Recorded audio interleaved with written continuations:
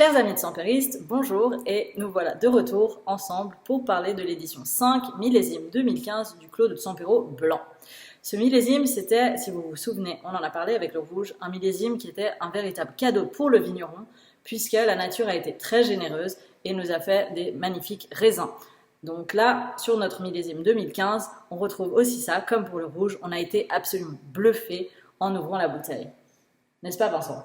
Pas vraiment, alors pour moi c'est un cadeau, c'est top. Si vous avez la chance d'en avoir encore quelques-unes dans la cave, eh ben, tant mieux pour vous, parce que c'est vraiment quelque chose qui est exceptionnel. C'est une explosion de fruits, une explosion de fleurs, que ce soit au nez, et puis après en bouche on a vraiment quelque chose, on a de la tension, on a de l'explosivité, mais on retrouve quand même ce rondeur, ce côté un petit peu huilé, moins prononcé que sur le millésime 2011 ou le millésime 2013. Mais je trouve vraiment qu'on est sur quelque chose qu'on peut prendre beaucoup de plaisir à consommer maintenant. Et on peut effectivement, si on en a la chance d'en avoir quelques-unes à la cave, les garder encore quelques années parce que ça va évoluer du bon côté.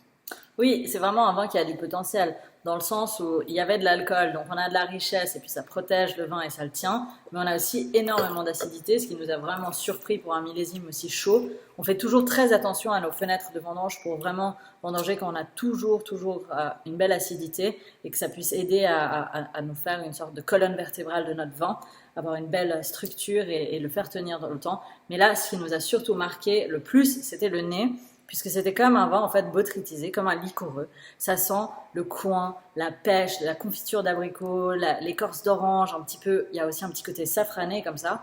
Et ça nous a juste halluciné parce qu'à nouveau, c'est un profil complètement différent des autres vins. Alors que là, sauf erreur, on est de nouveau sur un assemblage tout à fait proche en termes de proportion de Rez et d'Aïda. Oui, là on est sur 75% de Savagnin blanc et on est à 25% de Rez. Donc on est vraiment sur les mêmes proportions que les derniers millésimes.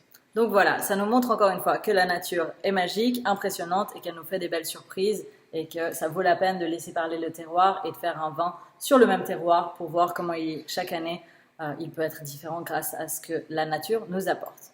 Si vous en avez, comme Vincent l'a dit avant, soit buvez-les, soit vous pouvez aussi les oublier longtemps, mais ça vaut la peine de déjà découvrir une maintenant parce que c'était aujourd'hui une très très belle surprise. Bon, puis comme moi j'en ai plus beaucoup à la maison, celle qui est derrière nous là, ben, je vais la prendre. Si tu me laisses, Joanna. On en discute après. Merci pour votre attention, Santé, santé et à santé. bientôt!